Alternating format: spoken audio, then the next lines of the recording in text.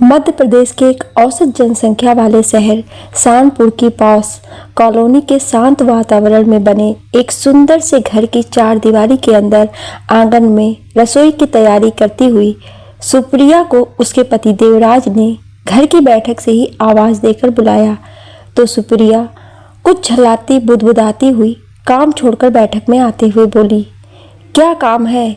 जल्दी कहो जी। घर के सभी काम आज मुझे ही करने हैं। काम वाली 2 दिन की छुट्टी पर चली गई है। अरे तो इसमें परेशान होने की क्या बात है? कौन से जहाज डूबे जा रहे हैं? घर में 2 ही तो प्राणी हैं, मिलकर कर लेंगे। जरा देर बैठो, देखो ये अभी अभी मित्र का निमंत्रण पत्र मिला है। तुम्हें बताया था ना कि उनके पुत्र का रिश्ता टिमोरा गांव की लड़की से तय हुआ है। अच्छा फिर? सुप्रिया उत्साहपूर्वक बोली। टिमोरा का नाम सुनते ही सुप्रिया के बीते हुए एहसास छलांग मारकर यादों के दायरे से बाहर आ गए। कुछ दिन पहले जब सुप्रिया ने मध्य प्रदेश के नामी समाचार पत्र में टिमोरा के 35 वर्ष पुराने रेडियो शॉप, जो अब एक संग्रहालय का रूप ले चुका है, के मालिक विनोद पालीवाल का समाचार पत्र के मुख्य पृष्ठ पर संवाददाता के साथ सचित्र साक्षात्कार पढ़ा था, तब से ही उसने अपने पुराने एहसासों के हर लम्हे से छुटकारा पाने का प्रण कर लिया था और देवराज से वो संग्रहालय देखने चलने की बात की थी। 2 दिन बाद ही उनके पुत्र की बारात टिमोरा गांव के लिए प्रस्थान करने वाली है। वो चाहते हैं कि हम दोनों को भी बारात के साथ ही विवाह समारोह में शिरकत करनी है। वैसे तो मुझे अब इन समारोहों में कोई रुचि नहीं। अगर हमारे बेटे यहाँ होते तो उनसे ही शामिल होने को भेज देता, मगर अब तो हमें ही रिश्ते दोस्ती आदि निभाने पड़ेंगे ना। फिर तुम्हारा मन भी तो वहाँ का संग्रहालय देखने का था ना। आखिर टिमोरा में 3 साल रह चुकी हो और 9वीं 11वीं कक्षाएं वहीं के स्कूल से उत्तीर्ण की है। वैसे तो मेरे लिए वो हर स्थल दर्शनीय है जहाँ तुम्हारी यादें जुड़ी हुई हैं, लेकिन अब तो संग्रहालय बन जाने से वो छोटा सा शहर और भी महत्वपूर्ण हो गया है। हम अवश्य जाएंगे और साथ ही मैं अपना पुराना टेप रिकॉर्डर उस संग्रहालय को सौंपकर तुम्हें उस खटारा बेसुरे भोपू से हमेशा के लिए मुक्त कर दूंगी। ऐसा ना कहो प्रिय, वो केवल एक मजाक होता है, जानती हूँ, मगर देव, मैं सचमुच उससे मुक्त होना चाहती हूँ। मनोरंजन के लिए तरह तरह के आधुनिक संसाधनों के आगे उसका क्या काम? फिर हमारे बात पता नहीं उसका क्या हश्र हो। अतः मैं उसे स्वयं उसके सही स्थान पर पहुंचाना चाहती हूँ, सुप्रिया गंभीर स्वर में बोली। फिर ठीक है, तुम तैयारी कर लेना। सुप्रिया का उस टेप रिकॉर्डर से 35 वर्षों का नाता था। टिमोरा छोड़ने के बाद उसका एक दिन भी ऐसा ना बीता था जब उसने उन दिनों की चर्चित फिल्म आराधना की कैसेट के अपनी आत्मा में रचे बसे उस विशेष गीत को ना सुना हो। यही नहीं, विवाह के बाद भी वो रेडियो कम टेप रिकॉर्डर उस कैसेट सहित दहेज के साथ अपने विशेष बैग में रखवा कर लाई थी। ससुराल में जब भी वो अपने कमरे में अकेले होती तो वही गीत आवाज़ एकदम स्लो रखकर रिवर्स करके बार बार सुना करती। शाम को देवराज के घर से बाहर जाते ही उसने पैक करने से पहले रिकॉर्डर में वही कैसेट लगाकर अंतिम बार वो गीत लगा दिया। कोरा कागज था ये मन मेरा, लिख लिया नाम इस पे तेरा। इस गाने की वो इस कदर दीवानी थी कि जब भी उस कैसेट के शब्द घिसने पर ठीक से नहीं सुनाई देते, वो तुरंत अपनी जमा की हुई खाली कैसेट में उस फिल्म के गीत भरवा लाती और पुरानी कैसेट भी फेंकने के बजाय छिपा कर रख लेती। इस तरह उसके पास एक जैसी लगभग 50 कैसेट जमा हो चुकी थी, जिन्हें आज तक देवराज सहित कोई कभी नहीं देख पाया था। गाने के बोल फूटते ही उन मधुर स्वर लहरियों की तरंगों में कब वो डूबती उतराती एक किश्ती की तरह समय की विपरीत धारा के साथ बहती चली गई। उसे पता ही नहीं चला। उस दिन सुप्रिया की अचानक आंख खुली तो दंग रह गई। ये क्या? रात के 2 बज गए और वो अभी तक बिस्तर पर नहीं गई। उसे याद आया कि बर्तन धोते धोते वो किसी भी बर्तन पर कभी राख से तो कभी पानी से गणित का सवाल श्री हल करने में जुटी थी। कल गणित का मासिक पर्चा है और वो एक सवाल हल नहीं कर पा रही थी। पिता हमेशा उसकी सहायता किया करते थे, लेकिन समयाभाव के कारण उन्होंने भी कह दिया था कि मैं काफ़ी सिखा चुका हूँ, अब स्वयं कोशिश करो। विद्यालय 10 बजे खुलता है, लेकिन माँ की अस्वस्थता के कारण सुबह होते ही घर के सारे कार्य उसे ही करने होते हैं। अतः पढ़ाई के लिए देर रात तक जागती है और फिर प्रातः 4 बजे उठकर शेष कार्य पूर्ण कर लेती है। अब तो लगता है वो सवाल छूट जाएगा, लेकिन अगर वही सवाल पर्चे में आ गया तो 100 में से पूरे 15 अंक कम हो जाएंगे। सोचकर ही उसका मन भारी हो गया। 11वीं कक्षा की छात्रा सुप्रिया के पिता की एक बैंक में कैशियर के पद पर सरकारी नौकरी थी। साल 2 साल में तबादला होता रहता था। 2 साल पहले उनका तबादला टिमोरा शहर में हुआ था, जिसे गांव और शहर के बीच की श्रेणी में ही रखा जा सकता था। उसका घर शहर की मुख्य कॉलोनी से अलग पिताजी के ऑफिस के निकट ही एक भवन की प्रथम मंजिल पर था। वहां घर कम थे, कुछ दुकानें अवश्य थी जहां से घर का हर सामान उपलब्ध हो जाता था। यहाँ सिर्फ 11वीं तक की पढ़ाई की सुविधा थी। उसने यहाँ पर 9वीं कक्षा से विज्ञान विषय ले लिया था, जिसमें सामान्य हिंदी और अंग्रेजी के अलावा 3 विषय भौतिक शास्त्र, रसायन शास्त्र और गणित पढ़ाए जाते थे। सुप्रिया बहुत प्रतिभाशाली थी। गणित में हमेशा 100% अंक प्राप्त करती थी। जल्दी ही उसने यहाँ भी सभी शिक्षकों का मन जीत लिया था। कक्षा के 50 छात्रों में लड़कियां सिर्फ 4 ही थीं। लता उसके साथ की बेंच पर बैठती थी। ये उसकी प्रतिभा से बहुत प्रभावित थी। धीरे धीरे दोनों में अच्छी मित्रता हो गई थी। नई जगह होने के कारण सुप्रिया को लता का साथ बहुत भाता। हर बात में एक दूसरे की सहायता करती। लता गणित में कमजोर थी, अतः सुप्रिया उसकी काफ़ी मदद करती थी। सह शिक्षा अवश्य थी, लेकिन विद्यालय के नियम बहुत कठोर थे। अनुशासन का विशेष ध्यान रखा जाता था। लड़कियों को शिक्षक के आने तक कक्षा के बाहर ही इंतजार करना होता था और विषय का घंटा समाप्त होते ही पहले लड़कियां बाहर निकलती, उसके बाद ही शिक्षक बाहर आते थे। सुप्रिया ने 9वीं कक्षा में प्रथम आने वाले पहले के मेधावी छात्रों को मात देकर गणित में विशेष 100% अंकों के साथ प्रथम स्थान प्राप्त किया था। 10वीं बोर्ड की वार्षिक परीक्षा में भी उसने तीनों विषयों में विशेष योग्यता के साथ कक्षा में सर्वोच्च अंक प्राप्त किए थे। 11वीं की परीक्षा भी बोर्ड से होनी थी, अतः उसे मेहनत भी बहुत करनी थी। उसने जल्दी जल्दी रगड़कर बर्तन धोए। आहट से माँ की नींद खुल गई। रसोई में आकर हैरान होकर बेटी से पूछा, क्या हुआ प्रिया बेटी, अभी तक रसोई में क्या कर रही हो? माँ, मेरा एक सवाल हल नहीं हुआ। कल गणित का पर्चा है। और उसकी आंखों में आंसू आ गए। माँ ने उसे प्यार से गले लगा लिया। तो क्या हुआ, ये तो मासिक पर्चा है, इतना परेशान होने की क्या आवश्यकता है? अब सुप्रिया माँ को कैसे समझाती कि ये साल उसके लिए कितना महत्वपूर्ण है और गणित में 1 अंक भी कम होना उसे कितने तनाव में डाल देता है। बत्ती बुझाकर वो बिस्तर पर चली गई, लेकिन नींद तो जैसे रूठी हुई थी। झपकी लगती और ख्वाब में उसे सवाल दिखने लगता। जैसे तैसे सुबह हुई, उसने जल्दी से सारे काम निपटाए और तैयार होकर फिर से सवाल हल करने में जुट गई। विद्यालय घर से काफ़ी दूर था, फिर भी वो स्कूल हमेशा पक्की सड़क वाले लंबे रास्ते से जाया करती थी। पहुंचने में आधा घंटा लग जाता था। एक कच्चा रास्ता खेतों से होकर भी जाता था। जब देर हो जाती थी तो उसी रास्ते से चल देती थी, जो उसे 10 मिनट में पहुंचा देता था। लेकिन उसका पिता के कार्यालय के पास होने के कारण मुख्य बस्ती से दूर था और यहाँ से उसे अकेले जाना होता था। वहाँ से आते जाते मंजिलों की छेड़छाड़ का डर भी बना रहता था। विद्यालय 10 बजे खुलता था। पिता का कार्यालय जाने का भी यही समय होता था। उसने तैयार होते हुए जब बेटी को तनाव में देखा तो उसे याद आया कि सुप्रिया ने एक सवाल का हल पूछा था। उसको पछतावा हुआ कि वो बेटी की मदद क्यों नहीं कर पाया। उसने सुप्रिया से सवाल दिखाने को कहा तो सुप्रिया को जैसे बाछें खिल गई। 15 मिनट में पिता ने हल निकाल कर दे दिया। जुलाई का महीना था।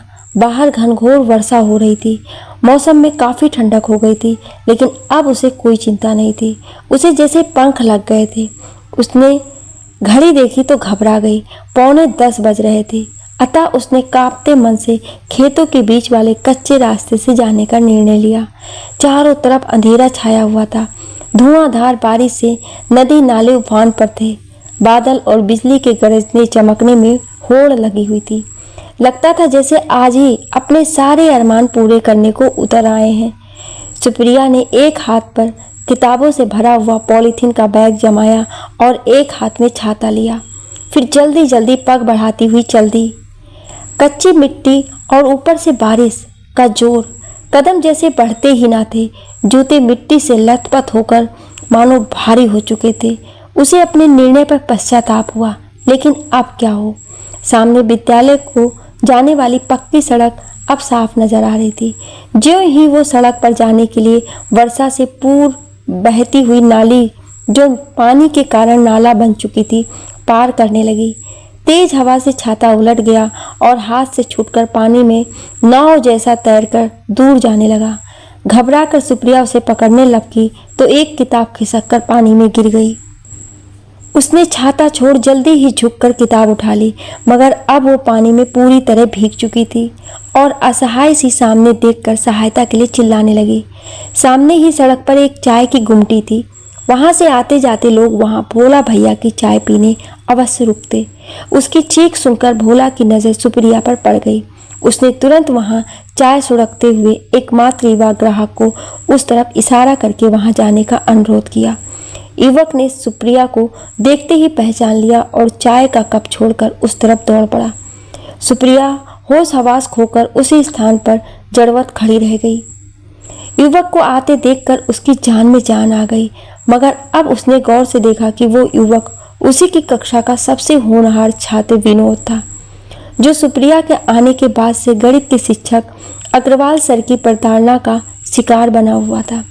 क्योंकि सर कक्षा में जो भी सवाल हल करने को कहते, वो उनके राउंड पूरा करते ही सुप्रिया हल कर लेती थी, जबकि उससे पहले उस उपलब्धि पर विनोद का ही एकाधिकार था। अग्रवाल सर बहुत गुस्सैल थे। विनोद को पिछड़ते देखकर सीधे उसे बेंच पर यह कहकर कान पकड़वा कर खड़ा कर देते कि जब एक लड़की इतनी जल्दी सवाल हल कर लेती है तो वो क्यों नहीं कर सकता। इस समय संकट की स्थिति में उसे विनोद को सामने देखकर सुप्रिया की सिट्टी पिट्टी गुम हो गई। वो ये समझ नहीं पाई कि विनोद स्कूल में ना होकर यहाँ क्यों है। सोचने लगी कि पता नहीं वो उसके साथ कैसा बर्ताव करेगा। विनोद बिना एक पल भी गंवाए छलांग लगाकर नाली पार करके सुप्रिया के पास पहुंच गया और उसके कांपते हाथ से किताबों का बैग लेकर दूसरे हाथ से उसका हाथ पकड़कर धीरे धीरे सुरक्षित नाली पार करवा दी और सड़क पार करके उसे गुमटी की बेंच पर बिठाकर भोला को 2 कप चाय बनाने के लिए कहा। भोला समझदार था। विनोद की चाय ठंडी हो चुकी देखकर उसने पहले ही चाय बनने को रख दी थी। अब विनोद दौड़कर सड़क पार जाकर सुप्रिया के बहते हुए छाते को भी सुरक्षित निकाल लाया और सीधा करके खोलकर सूखने के लिए एक तरफ रख दिया। इस क्रम में सुप्रिया और वो पूरे भीग चुके थे। सुप्रिया के मुंह पर तो मानो ताला ही लग गया था। 2 बोल धन्यवाद के भी विनोद के लिए ना निकाल सकी। एक तो पहली बार किसी युवक ने उसे छुआ था, ऊपर से अब उसके मन में विनोद के प्रति एक अपराध बोध भी जड़ जमा चुका था। जैसे तैसे चाय सुड़क जाने के लिए उठकर खड़ी हुई। ये देखकर विनोद ने कहा, सुप्रिया जी, आज भारी वर्षा के कारण स्कूल बंद है। मैं वहाँ सूचना पढ़कर वापस जा रहा था। शायद आपकी सहायता हेतु ही भोला भैया की चाय ने मुझे यहाँ बुला लिया। आपको गीले वस्त्रों में चलने में परेशानी होगी। लाइए, किताबें और छाता मुझे दे दीजिए। बारिश तो रुक ही चुकी है, आपको घर के निकट छोड़ दूंगा। सुप्रिया माँ की दी हुई हिदायतें कैसे भूल सकती थी कि लड़कों के स्कूल में पढ़ने की इजाज़त तो ले ली, मगर खबरदार जो किसी लड़के की तरफ आंख उठाकर भी देखा। कि फल ने बहन को जाट लड़के से छिपकर मिलते हंसकर बोलते देख लिया तो चुपचाप उसे खाने में जहर देकर मार डाला। किसी को कानों कान खबर भी ना हुई। सुप्रिया के लिए तो पढ़ाई ही छूट मिलना ही मनचाही मुराद हासिल करने जैसा था। वो क्यों भला किसी लड़के की तरफ देखकर अपना सुख चैन नष्ट करती। किताबों में उसके प्राण बसते थे, पढ़ाई के अलावा कुछ सोचने की भी उसे फुर्सत नहीं थी। माँ वैसे ही पूरा दिन उसे घर के कामों में उलझा कर रखती थी। आखिर आधा दर्जन भाई बहनों में सबसे बड़ी जो थी, रात में बड़ी मुश्किल से अपना होमवर्क पूरा कर पाती थी। वो तो उसकी प्रतिभा थी, जिससे उसे कक्षा में पढ़ाया हुआ तुरंत याद हो जाता था। वो तुरंत मुंह पर पड़ा ताला खोलकर बोल पड़ी, नहीं नहीं, आप कष्ट मत कीजिए, मैं धीरे धीरे चली जाऊंगी। मगर चलते हुए उसके कदम डगमगा रहे थे। उसके दिल दिमाग पर विनोद के हाथ की छुअन हावी होती जा रही थी। ये क्या और क्यों हो रहा है, वो ये भी नहीं समझ पा रही थी। क्या उसे वो भी वैसा ही एहसास हो रहा होगा? अब सुप्रिया स्कूल जाती तो विनोद को देखते ही नजरें झुका लेती थी, जबकि वो उसका कोई नोटिस ही नहीं लेता था। उस दिन के बाद गणित के सवाल तुरंत हल कर लेने वाली सुप्रिया धीरे धीरे गणित में ही पिछड़ने लगी। विनोद अब सबसे पहले सवाल हल करके विजयी भाव से कनखियों से उसकी तरफ देखता तो वो हारे हुए जुआरों की तरह तुरंत सिर झुका लेती। गणित के सर भी आश्चर्य करने लगे थे, क्योंकि स्कूल में लड़कियों को बेंच पर खड़ा करना नियम विरुद्ध था। अतः एक बार उसने कड़क आवाज में उससे पिछड़ने का कारण पूछा तो सुप्रिया ने घर के कार्यों में व्यस्तता के बहाना बनाकर छुटकारा पा लिया। परीक्षाएं होती रही, मासिक, तिमाही और छमाही भी। वो विनोद से पीछे थी। विनोद अपनी पोजीशन वापस हासिल करके बहुत प्रसन्न था, मगर शायद उसे भी शक हो गया था कि सुप्रिया जानबूझकर ऐसा कर रही है। उसकी नज़रें सुप्रिया का मन टटोलने को मचल उठती, मगर स्कूल के कठोर अनुशासन के कारण कभी उससे पूछने का अवसर ही नहीं मिला। वो स्कूल का अंतिम वर्ष था। 11वीं की वार्षिक परीक्षा के बाद स्कूल छूटने के एहसास मात्र से सुप्रिया की आस का दिया तो पहले ही बुझ चुका था। ऊपर से विनोद को भी अब कभी न देख पाने के दुख में रही सही कसर भी पूरी कर दी। घर के कामों का बोझ अलग था। ऐसे में परीक्षा की तैयारी ठीक से कैसे होती? परिणाम स्पष्ट था। इस बार वो द्वितीय श्रेणी में ही उत्तीर्ण हुई थी। स्कूल छूट गया था। टिमोरा में कॉलेज होता तो वो जैसे तैसे घर के सारे कार्य करने की शर्त पर माँ को मना लेती, मगर अब आगे पढ़ने की उम्मीद करना ही व्यर्थ था। वैसे भी उसकी बिरादरी की सभी लड़कियों बड़े बुजुर्गों के पुराने विचारों के कारण प्राइमरी से आगे नहीं पढ़ सकी थी। ये तो सुप्रिया की खुशकिस्मती थी कि पिता के तबादले के कारण वो अपना गृह नगर छोड़ चुकी थी। उसके पिता उसकी प्रतिभा से भली प्रकार वाकिफ थे और बेटी की रुचि देखकर उसे आगे पढ़ने के लिए अपनी कम पढ़ी पत्नी को मना लेते थे। मजबूर सुप्रिया अब स्कूली अध्याय को बंद करके पूरी तरह से घर के कार्यों को समर्पित हो चुकी थी। उसका पहला प्यार स्कूल और किताबें थीं, तो दूसरे क्रम पर उसका संगीत प्रेम था। उसे रेडियो पर हर तरह के मधुर संगीत वाली फिल्में, गाने सुनना बेहद अच्छा लगता था। नई दिनचर्या के तहत अब वो सुबह ही बिस्तर छोड़ उठ जाती और आंखें मलते हुए बैठक की खिड़की खोलकर ताज़ा हवा फेफड़ों में भरती हुई स्टूल खींचकर सोफे के साथ सटाकर उसके सहारे उस ऊंचे स्टूल पर चढ़कर अपनी अव्यस्त उंगलियों से खिड़की के बगल में ही एक ताक पर रखे रेडियो के बटन दबाकर अपने मनपसंद स्टेशन की सुई मिलाती और सुमधुर गीतों की स्वर लहरी अंदर बाहर गूंजने लगती। रेडियो फुल स्पीड पर ही चलता रहता और वो उसी टोन में गुनगुनाते हुए घर के छोटे बड़े सभी काम निपटाती रहती थी। लता शहर की मुख्य बस्ती में रहती थी। वो उससे मिलने कभी कभी आ जाया करती थी। कक्षा के अन्य विद्यार्थियों का परीक्षा परिणाम भी उसे उसी से ज्ञात हुआ। उसी ने बताया कि विनोद प्रथम श्रेणी में उत्तीर्ण हुआ था। उसने सुप्रिया की द्वितीय श्रेणी में उत्तीर्ण होने पर दुख जताया, मगर उसने सखी का मन रखने के लिए ये भी कहा कि प्रथम श्रेणी से क्या होता है, संभालना तो उसे भी अपने पिता की रेडियो शॉप ही है ना। उसके खड़ूस पिता पढ़ाई के लिए कहीं नहीं भेजने वाले। वे बेटे के लिए रेडियो शॉप नए स्थान पर शिफ्ट करके उसे नया रूप देने का विचार रखते हैं। विनोद का नाम सुनकर उसके मन में उथल पुथल मच गई थी। उसने तो उस छुअन को दिल के दायरे में हमेशा के लिए कैद कर लिया था, अतः वो चाहते हुए भी इस बारे में अधिक कुछ नहीं पूछ सकी थी। कुछ समय बीतने पर एक दिन सुबह सुबह जैसे ही सुप्रिया ने खिड़की खोली तो उसे बाजू वाली बिल्डिंग में, जो उसकी बिल्डिंग से एक सकरी गली के फासले पर थी, खटर पटर की आवाज़ सुनाई दी। उसने खिड़की पूरी खोल कर देखा तो उस खाली पड़ी बिल्डिंग की वो बंद खिड़की, जो उसकी बैठक के समानांतर कुछ आगे के हिस्से में थी, खुली हुई थी और कुछ कामगार सफाई आदि के कार्यों में लगे हुए थे। शायद वहाँ कोई रहने आ रहा है, ये सोचकर सुप्रिया ने ध्यान नहीं दिया। वो रेडियो पर मनपसंद गाने लगाकर अपने रोजमर्रा के कार्यों में लग गई। मगर जब हर दिन उस खिड़की से दिन भर भड़ भड़ की आवाज़ें आने लगती तो वो रेडियो बंद कर देती थी, क्योंकि रसोई बैठक की सीध में ही थी और काम करते हुए उस तरफ के लोग उसकी खिड़की के ठीक सामने छत के खाली पड़े हिस्से में लगे नल ककर बजर आ जाते थे। यहाँ क्या काम चल रहा है, इसमें सुप्रिया को कोई रुचि नहीं थी। रसोई में वो अकेले ही होती थी और माँ सहित सभी बच्चे बैठक के साथ ही लगे हुए दो बड़े हालनुमा कमरों में या सामने की खुली छत पर होते। 2-3 माह बीतने पर एक दिन नीचे कुछ आवश्यक सामान लेने के लिए गई हुई सुप्रिया को उस पड़ोसी बिल्डिंग के ऊपरी हिस्से की बालकनी पर एक बोर्ड लगा हुआ दिखाई दिया, जिस पर बड़े बड़े अक्षरों में पालीवाल रेडियो शॉप लिखा हुआ था। पालीवाल उपनाम तो विनोद का भी था और लता उसकी रेडियो गांव का जिक्र भी उससे कर चुकी थी। अतः उत्सुकतावश उसने ऊपर आकर खिड़की खोलकर देखा तो उस घर के आगे के हिस्से में एक कुर्सी पर कोई अधेड़ व्यक्ति सामने रखी हुई टेबल पर रेडियो सुनने में व्यस्त था और जहां तक उसकी नज़र जा रही थी तरह तरह के पैकेट दिखाई दिए।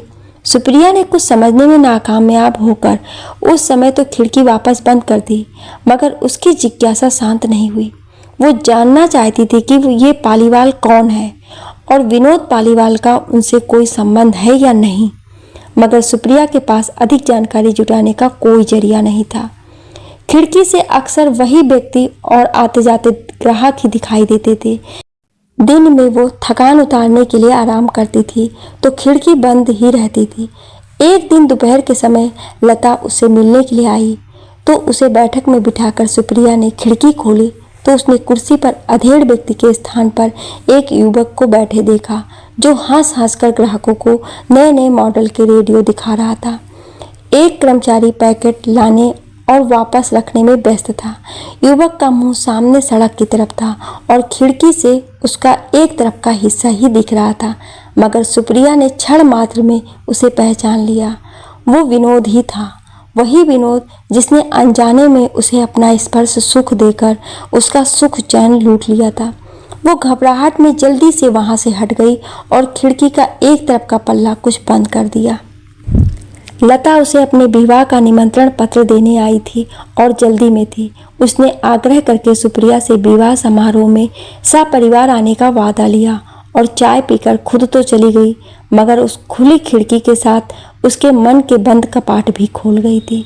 शायद विनोद के दुकान पर आने का समय दोपहर का ही होगा, क्योंकि सुबह शाम उसके पिताजी ही होते थे।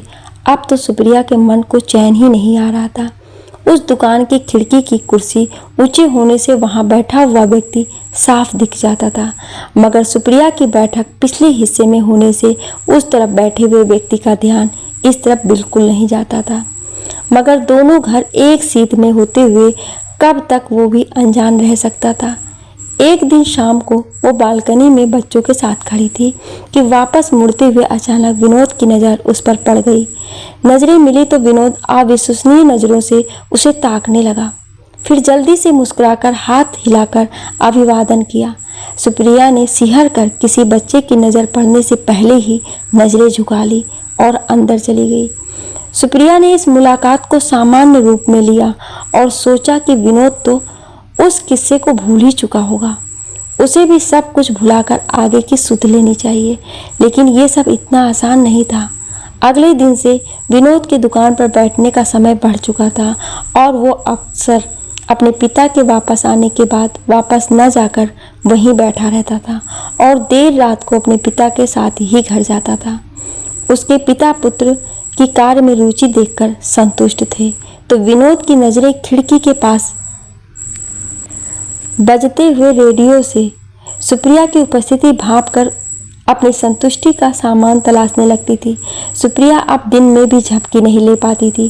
कोई ना कोई किताब लेकर देर तक बैठक में ही बनी रहती थी और खिड़की से खिड़की तक नजरें मिलाने और झुकाने का सिलसिला जारी रहता था। अगले दिन विनोद के दिन में दुकान पर आते ही उसकी टेबल पर रखे हुए रेडियो पर उन दिनों की चर्चित फिल्म आराधना का गीत कोरा कागज था ये मन मेरा, लिख लिया नाम उस पे तेरा बजने लगा। ये फिल्म सुप्रिया अपने परिवार के साथ वहाँ के सिनेमा हॉल में देखकर आई थी।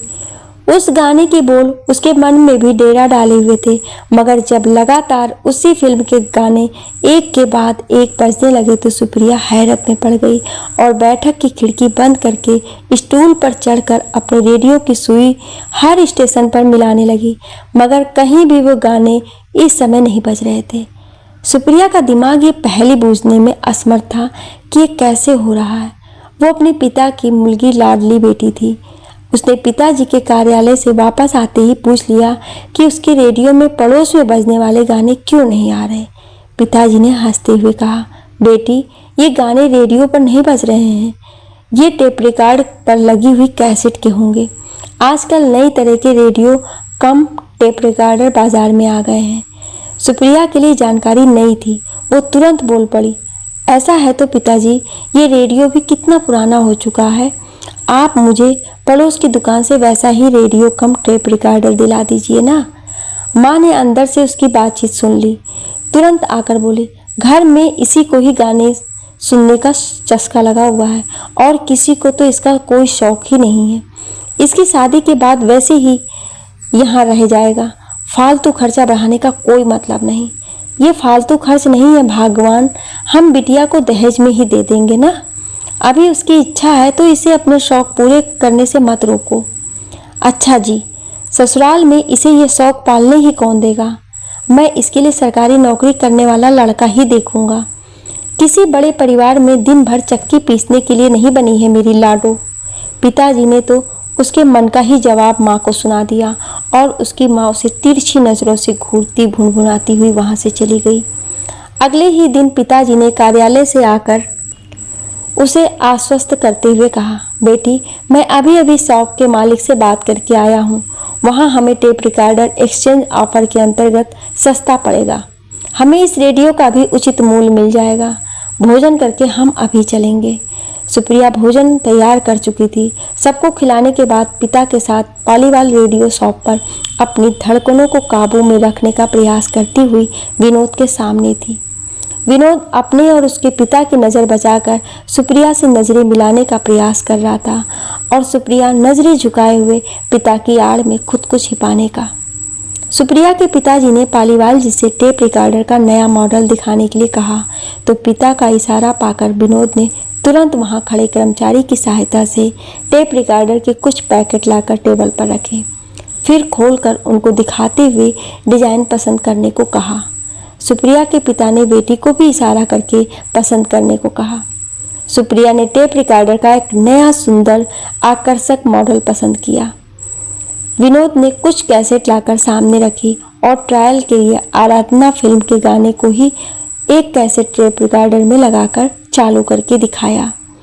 पहला गाना वही था जिसने उसके मन के तार कर तन का अंग अंग तरंगित कर दिया था। सुप्रिया के पिता ने देखते हुए कहा, यह कैसेट भी बिटिया के लिए इसके साथ पैक करके भेज दीजिएगा। इसके गाने सुनकर ही इसका मन टेप रिकॉर्डर खरीदने का हुआ था। सर, ये कैसेट तो इस टेप रिकॉर्डर के साथ फ्री गिफ्ट है अंकल।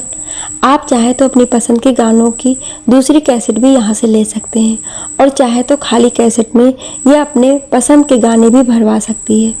विनोद ने जल्दी से आगे रखकर बोल दिया। सुप्रिया समझ गई थी कि विनोद ने जानबूझकर वही कैसेट लगाकर दिखाई है। उसने कवर पर गाने देखकर अपनी पसंद की 2 कैसेट और खरीद ली और कनखियों से विनोद को देखा तो वो उससे नजरें मिलाने को ही उतावला दिखा। घबराकर सुप्रिया ने नजरें झुका ली और पिता के साथ अपने घर वापस आ गई। अगले दिन से सुप्रिया की दिनचर्या में नई कैसेट के गीत सुनना भी शामिल हो गया। उपहार में विनोद की दी हुई कैसेट तो उसके लिए अब हीरे से बढ़कर मूल्यवान थी। वो फुर्सत के पलों में ही उस कैसेट का अपना मन प्रिय गाना कोरा कागज था धीमी आवाज में बार बार सुना करती। विनोद और उसकी मासूम प्रेम कहानी खिड़की के रास्ते ताक झांक नजरें मिलाने झुकाने से आगे की राह पर बढ़ती। उससे पहले ही अचानक सुप्रिया के पिताजी के लिए तबादले का फरमान जारी हो गया।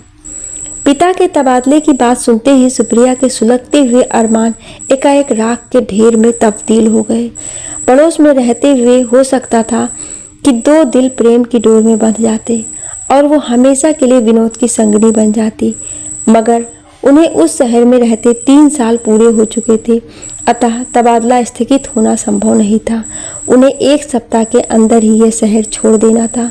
उसी दिन से नए स्थान पर जाने के लिए सुप्रिया बुझे मन से माँ के साथ सामान की पैकिंग में जुट गई। सुप्रिया दिन में अब बैठक की खिड़की बंद ही रखने लगी थी और टेप रिकॉर्डर भी मुंह चिढ़ाने लगा था, अतः उसने उसे भी पैक करके रख दिया। जाने का दिन तय था, मगर सुप्रिया विनोद को किस तरह सूचित करे ये तय नहीं कर पा रही थी। उसकी खिड़की बंद देखकर ना जाने विनोद पर क्या प्रतिक्रिया हो रही होगी। खिड़की खोलती भी तो उसका नज़र मिलाना उसका दिल तार तार ना कर देता। 1 सप्ताह बीतने में समय ही कितना लगता है। आखिर वो उदास दिन आ ही गया। सामान वाहन पर लादा जा रहा था। दोपहर तक लगभग घर खाली हो चुका था। सुप्रिया ने उस समय उस तरफ विनोद के होने का अंदाज लगाकर अंतिम बार खिड़की खोली तो विनोद को तितर बितर हुलिये के साथ आगे की बालकनी में उनके सामान से भरे वाहन की तरफ देखते पापा उसे शायद उनके जाने की जानकारी हो गई होगी। ये सोचकर सुप्रिया उसके अंदर आने के इंतजार में खिड़की के पास ही खड़ी रही।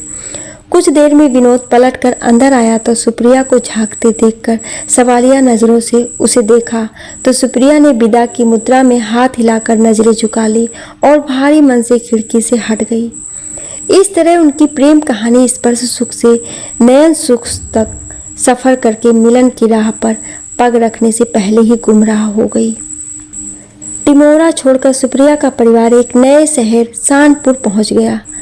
कुछ समय व्यवस्थित होने में बीत गया, फिर जिंदगी उसी ढर्रे पर चलने लगी। सुप्रिया की माँ अब उसके पिता पर उसके लिए लड़का तलाश करने का दबाव बनाने लगी थी। उन दिनों अपने विवाह की चर्चा में लड़कियों का हस्तक्षेप वर्जित था। लड़का लड़की एक दूसरे को विवाह के बाद ही देख सकते थे। विवाह खानदान के बड़े बुजुर्गों की सहमति से माता पिता ही करते थे। पत्नी की बात से सुप्रिया के पिता विशन सिंह का ध्यान अपने ही कार्यालय में क्लर्क के पद पर कार्यरत एक युवक की ओर गया। एक दिन उसने उसे कार्यालय के अपने सहकर्मियों से उसके घर परिवार और शिक्षा आदि के बारे में पूछताछ की तो पता चला कि उसका नाम देवराज सिंह है और वो पड़ोस के ही गांव से नौकरी के लिए यहीं रहने लगा है और अभी अविवाहित है। उसके कार्य और व्यवहार से कार्यालय के सभी कर्मचारी संतुष्ट रहते थे। उसने ग्रेजुएशन भी यहीं के कॉलेज से की थी। विशन सिंह को सुप्रिया के लिए देवराज हर तरह से उचित प्रतीत हुआ। एक दिन उसने उसे अपने केबिन में बुलाकर सीधे ही कहा कि अगर उसकी सहमति हो तो वो उससे अपनी पुत्री के रिश्ते के लिए उसके माता पिता से बात करना चाहेंगे। देवराज ने कहा, सर, मेरे माता पिता भी मेरे लिए उचित लड़की की तलाश में हैं। मैं अपने माता पिता को यहीं बुला लूँगा। अगर उनको ये रिश्ता स्वीकार होगा तो उसे कोई आपत्ति नहीं होगी। इस तरह दोनों परिवारों की सहमति से सुप्रिया का विवाह देवराज से तय हो गया। सुप्रिया भी विनोद की स्मृतियों को भूलकर नए वैवाहिक जीवन के लिए स्वयं को तैयार करने का प्रयास करने लगी। विवाह की पवित्र वेदी पर पाणी ग्रहण संस्कार के समय अपना हाथ देव के हाथ में देते हुए उसे पहली छुअन के एहसास से सुप्रिया का उसका सर्वांग कांप उठा। फिर जैसे पंडित जी मंत्रोच्चार के साथ साथ इस संस्कार का भावार्थ बताते गए, वैसे वैसे वो अपनी उन भावनाओं की आहुति हवन कुंड के हवाले करने के साथ भूलती चली गई कि ये हाथ पहले उसने छुआ था। अब इस हाथ पर केवल उसके पति का अधिकार था और उसके प्रति पूर्ण समर्पण के प्रण के साथ उसने अपने विवाहित जीवन में प्रवेश किया। देवराज एक अच्छा इंसान तो था ही, वो एक अच्छा पति भी साबित हुआ। सुप्रिया को असीम प्यार और सम्मान के साथ हाथों पर रखता था। कालांतर में उनके 2 पुत्र हुए। सुप्रिया का मायका पास होने से उसके पालन पोषण में भी पूरे परिवार का साथ मिला था। समय गुजरता गया और पारिवारिक जवाबदारियों में व्यस्त सुप्रिया अपने पुराने दिन और नादान उम्र का वो अल्पकालिक प्रेम प्रसंग उसकी स्मृतियों में कैद होकर रह गया था। फिर भी कुछ बाकी था। मायके से लाया हुआ टेप रिकॉर्डर और कुछ कैसेट उसने अपने कमरे में ही रखा था, जिनमें विनोद द्वारा दी हुई आराधना फिल्म के गानों वाली कैसेट भी शामिल थी। देव के प्रति पूरी तरह समर्पित होते हुए भी उसने कभी वो प्रसंग उसके साथ साझा नहीं किया था। वे बीते पल सिर्फ उसके अपने लिए होते थे। हर दिन उस कैसेट के अपने प्रिय गाने के साथ अंध-मूंदी आंखों से बीते दिनों की परिधि की परिक्रमा करना उसकी दिनचर्या में शामिल था। गाना समाप्त हो चुका था और सुप्रिया की किश्ती भूतकाल के किनारे तक सैर करके वापस वर्तमान के किनारे पर आ गई थी। तंद्रा टूटते ही उसने तुरंत काम पूरा किया। कुछ ही देर में देवराज भी आ गए। 2 दिन बाद ही वह मित्र के पुत्र की बारात के साथ टिमोरा के लिए रवाना हो गए। बस के टिमोरा पहुंचने की घोषणा होते ही ऊँघते हुए बाराती सजग होकर अपना अपना सामान सहेजते हुए हुलिया ठीक करने लगे। कुछ ही देर में बस टिमोरा के 3 सितारा होटल के सामने थी। कुछ महिला पुरुष स्वागत के लिए बाहर तैयार खड़े थे। स्वागत सत्कार और अन्य सारी औपचारिकताओं के बाद सबको आदर सहित होटल के कमरों तक ले जाया गया। विवाह समारोह के लिए सजे धजे हॉल के बाहरी परिसर में जलपान भोजन आदि की व्यवस्था थी। फेरों का समय शाम का था। समारोह स्थल कुछ दूरी पर था। वधू पक्ष के वहां पहुंचने तक उन्हें तैयार होकर बारात लेकर वहां पहुंचना था। अपना सामान एक कमरे में व्यवस्थित करने के बाद देवराज ने सबसे पहले संग्रहालय के संपर्क नंबर पर, जो उन्होंने समाचार पत्र से ही नोट कर लिया था, फोन करके अपना उद्देश्य बताकर संग्रहालय खुलने का समय पूछा। फोन पर विनोद पालीवाल ही थे। उन्होंने कहा, महाशय, हमारा घर परिवार सब यही है। आप सुबह 8 से 12 और शाम 3 से 9 के बीच किसी भी दिन आ सकते हैं। देवराज ने सुप्रिया से कहा, प्रिया, जल्दी तैयार हो जाओ। हमारे पास 3-4 घंटे हैं। पहले हम संग्रहालय चलेंगे, फिर और कुछ देखने घूमने लायक हुआ वहीं से पूछताछ करके तुम्हारे बाहर देखने चलेंगे। सुप्रिया को भी 35 वर्षों से अपनी रूह में बसे उस शहर का नया रूप देखने की उत्सुकता थी। तैयार होकर दोनों ने हल्का सा नाश्ता किया और विवाह की औपचारिकताओं को नज़रअंदाज करते हुए अपने पैकेट के साथ बाहर निकल गए। सुप्रिया ने देवराज को बताया कि इतने वर्षों में शहर ने काफ़ी तरक्की कर ली है। पुराने घरों के तो हुलिये ही बदल गए हैं। देवराज ने बाहर मुख्य सड़क से एक ऑटो लिया और वे उस संग्रहालय तक बिना किसी परेशानी के पहुंच गए। सुप्रिया ने चारों तरफ दृष्टि घुमाकर देखा। संग्रहालय उसी स्थान पर, उसी बिल्डिंग की प्रथम मंजिल पर ही था। सिर्फ बालकनी पर टंगे बोर्ड पर पालीवाल रेडियो शॉप के स्थान पर पालीवाल रेडियो संग्रहालय लिखा हुआ था। उसके नीचे ऑनर विनोद पालीवाल भी लिखा हुआ था। सामने वाले भवनों की कतार में बैंक का वही भवन मौजूद था जहां उसके पिताजी का कार्यालय था। संग्रहालय के बाजू वाली बिल्डिंग भी अपने नए रंग रूप के साथ वही थी। दोनों बिल्डिंग्स के बीच वही सकरी गली थी। गली की तरफ वाली खिड़कियों पर पर्दे लगे हुए थे। बिल्डिंग का प्रवेश द्वार गली के बीच में था, जहां से वो पिता के साथ एक बार ऊपर शॉप तक जा चुकी थी। सुप्रिया पैकेट के साथ चलते हुए देव के पीछे पीछे ही एक अनजान की तरह प्रवेश द्वार तक पहुंची। वहां संग्रहालय का नाम और ऊपर जाने के लिए तीर का निशान बना हुआ था। वह घुमावदार सीढ़ियों से ऊपर तक पहुंच गए। अंदर जाने के लिए एक तरफ के द्वार के ऊपर विनोद पालीवाल का नाम और बगल में घंटी का बटन था। द्वार पर पर्दा लटका हुआ था। देव के बटन दबाते ही एक व्यक्ति ने वहां आकर उन्हें अंदर बुला लिया। अंदर एक तरफ काउंटर नुमा टेबल के एक तरफ कुर्सी पर बैठे विनोद पालीवाल को उन्होंने तुरंत पहचान लिया, क्योंकि उसका नवीनतम चित्र ये साक्षात्कार वाले अखबार में देख चुके थे। काउंटर पर रखे हुए एक रेडियो पर पुराने मधुर गीत बज रहे थे। सुप्रिया ने बजते हुए रेडियो को गौर से देखा तो उसका कलेजा थक से रह गया। ये वही 35 वर्ष पुराना उसी का रेडियो था जिसके बदले में उसने टेप रिकॉर्डर खरीदा था। यानी विनोद भी उसकी स्मृतियों को अब तक इस तरह सजोए हुए था। सुप्रिया के मन भी शायद अब तक कोई चोर छिपा था जो उसने देवराज से इस शहर में अपने रहने के समय की कोई भी बात साझा नहीं की थी। अब तो चोरी पकड़े जाने के डर से वो घबरा गई कि कहीं विनोद का वो पुराना प्रसंग न छेड़ दे। उसने ये तो सोचा ही नहीं था कि इस तरह की परिस्थिति भी निर्मित हो सकती है। उन्हें देखते ही विनोद ने उठकर हाथ जोड़कर उनका अभिवादन किया और अपना परिचय देकर बैठते हुए उन्हें सामने रखी हुई कुर्सियों की तरफ संकेत करते हुए बैठने के लिए कहा। देवराज ने भी बैठने से पहले विनोद के अभिवादन का उत्तर देते हुए अपना और सुप्रिया का परिचय देते हुए कहा, मैं Devraj Singh, retired bank manager, और ये मेरी श्रीमती जी सुप्रिया सिंह। ये इस शहर में अपने स्कूली जीवन के 3 वर्ष बिता चुकी हैं और अपने मायके से दहेज में लाई हुई शेष बची हुई एकमात्र पूंजी इस संग्रहालय को सौंपने आई हैं। कहते हुए देवराज अपना लाया हुआ पैकेट काउंटर पर रख खोलने लगा। सुप्रिया नाम सुनते ही विनोद ने चौंक कर सुप्रिया की तरफ देखा तो उसने घबराहट में हाथ जोड़कर नहीं की मुद्रा में दोनों तरफ गर्दन हिलाई और अपनी नजरें झुका ली। विनोद तुरंत मामला समझ गया। देवराज का ध्यान अभी उनकी तरफ नहीं गया था।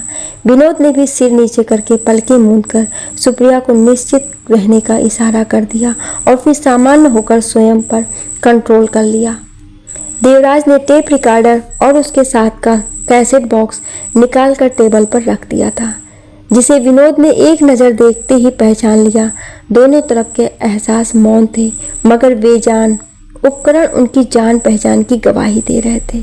विनोद ने वो टेप रिकॉर्डर उठाकर बजते हुए रेडियो के साथ रख दिया और माहौल को हल्का करने के लिए अपने कर्मचारियों को नीचे सबके लिए चाय बनवाने के लिए भेजा। चाय आने तक इधर उधर की बातें होने लगी। विनोद ने बताया, ये भवन मेरे पिताजी का बनवाया हुआ है। मैं उनका इकलौता पुत्र हूँ। पहले जब ये रेडियो की दुकान हुआ करती थी, लोग एक्सचेंज ऑफर में नया खरीदकर पुराना दे जाते थे और निम्न वर्ग के शौकीन लोगों को पुराने उपकरण सस्ते में उपलब्ध हो जाते थे। फिर जब हम घर परिवार की जिम्मेदारियों से मुक्त हुए और हमारे इकलौते पुत्र और पुत्री विवाह के बाद विदेश जाकर बस गए, तो माता पिता के परलोकवासी होने के बाद हम 2 प्राणी ही घर में रह गए। अतः बढ़ती उम्र और घटती आवश्यकताओं को देखते हुए हमने धीरे धीरे नई खरीदी बिक्री का कार्य बंद करके एकत्र हो चुके पुराने नमूनों को सहेजना आरंभ कर दिया। चाय के साथ नाश्ता भी आ गया था। चाय नाश्ते का दौर समाप्त होने पर विनोद ने उन्हें अंदरूनी हिस्से में बने अपने हॉल में स्थापित संग्रहालय तक ले गया और बोला, देवराज जी, यही मेरा छोटा सा घरेलू संग्रहालय है। यहाँ आपको बीती सदी के चौथे दशक से लेकर अब तक के सभी मॉडल देखने को मिलेंगे। देवराज ने चारों तरफ नज़र घुमाई। हॉल के सामने का प्रवेश द्वार वाला हिस्सा छोड़कर 3 तरफ काउंटर नुमा लंबे और लगभग 20 इंच चौड़े प्लेटफार्म की ऊंचाई में 4 पंक्तियाँ थीं। बीचों बीच भी लंबा प्लेटफार्म था। नीचे की 2 पंक्तियां और के बीच प्लेटफॉर्म पर लगातार रेडियो, ट्रांजिस्टर और रेडियो कम टेप रिकॉर्डर करीने से रखे हुए थे। सुप्रिया और देवराज हर मॉडल को निकट से ध्यानपूर्वक देखने लगे। हर उपकरण के साथ एक कार्ड लटका हुआ था जिस पर उसके दानदाता का नाम उसके शहर के नाम के साथ अंकित था। विनोद उनके साथ रहकर रुचिपूर्वक हर मॉडल के साथ जुड़ी कहानी भी सुनाता रहा। आधे घंटे में ही वे वापस अपने स्थान तक आ गए। विनोद ने उनके उपकरण के लिए उनका और शहर का नाम लिखकर देने को कहा। तभी देवराज का ध्यान अपने उपकरण के साथ रखे हुए उस छोटे से रेडियो की तरफ चला गया। उन्होंने उस पर कोई लेबल न देखकर विनोद से इसका कारण पूछा तो विनोद ने ठहाका लगाते हुए कहा, मित्र, ये रेडियो किशोर वय में मेरे साथ हुआ एक एक्सीडेंट की निशानी है और तब से मेरे नितांत निजी पलों का साथी है। सुप्रिया के तो प्राण हलक में थे ही। देवराज भी हैरान हुए बिना नहीं रह सका। वो बोला, ऐसे कैसे विनोद जी? रेडियो और एक्सीडेंट में तो कोई समानता ही नहीं। विनोद फिर हंसते हुए बोला, देवराज जी, वो कोई ऐसा वैसा सामान्य एक्सीडेंट नहीं था। एक बार बारिश के पानी में फंसी हुई एक सहपाठी लड़की की सहायता करते हुए उसके हाथ के स्पर्श मात्र से हमारे दिल टकरा गए थे। फिर परिस्थितियां बस मिलने से पहले ही विपरीत दिशाओं में मुड़ गए और उसके जाते जाते इत्तेफाक से उसकी निशानी यानी ये रेडियो मेरे पास रह गया। इत्तेफाक इसलिए कि वो एक बार हमारी शॉप पर अपने पिता के साथ आई थी और एक्सचेंज ऑफर के तहत मेरे पिताजी से मेरे सामने ही इसके बदले उस समय के टेप रिकॉर्डर का नया मॉडल ले गई थी। सच कहूँ तो ये संग्रहालय बनाने की प्रेरणा इसी रेडियो से ही मिली। इस घटना का जिक्र मैंने आज तक अपनी पत्नी से भी नहीं किया। क्यों? क्या यह आपका अपनी पत्नी के साथ अन्याय नहीं? नहीं मित्र, यह अन्याय नहीं। दुनिया बहुत छोटी है। हो सकता है जैसे आप इस संग्रहालय का नाम सुनकर यहाँ आए हैं, कभी वो लड़की भी अपने पति के साथ या उसकी नई पौध कमी यहाँ तक आ पहुँचे और नाम के टैग से कोई उसके अतीत की परतें उधेड़ने लगे। मैं नहीं चाहता कि मेरे कारण ये रेडियो उसकी रुसवाई का कारण बने। इस पुरुष प्रधान समाज में तब भी और अब भी मर्द स्वयं चाहे कितनी ही लड़कियों के साथ फ्लर्ट करें, पत्नी के साथ अपनी करतूत चटकारे लेकर साझा करेगा और पत्नी अपने पति को तनाव मुक्त रखने के लिए सहनशील रूख भी अपनाएगी। मगर वो यदि जान जाए कि उसकी पत्नी को विवाह पूर्व किसी ने हाथ भी लगाया है तो उसके मन में उसके प्रति शक का बीज अंकुरित होने लगेगा। सुप्रिया बुत बनी विनोद की बातों को सुनती और मन ही मन उसके विचारों को सराहती रही। आज दोनों अपने परिवर्तित भौतिक और मानसिक रूप के साथ आमने सामने थे। आज के उजाले में अतीत की परछाइयां विलुप्त हो चुकी थी। दोनों अपने वर्तमान में सुखी और संतुष्ट थे। उसे विश्वास था कि आज के बाद विनोद भी अपने बीते हुए एहसासों को उसकी तरह समाधिस्थ कर देगा। देवराज ने घड़ी देखी। अब शहर देखने की गुंजाइश नहीं थी। चर्चा समाप्त करके विनोद से जाने की इजाज़त लेकर सुप्रिया के साथ बाहर का रुख कर लिया। लिखने और बोलने में कोई त्रुटि हुई हो उसके लिए क्षमा प्रार्थी हूँ। आपको ये कहानी कैसी लगी हमें कमेंट करके ज़रूर बताएं और ऐसी ही कहानियाँ सुनने के लिए हमें सब्सक्राइब ज़रूर करें। Thank you.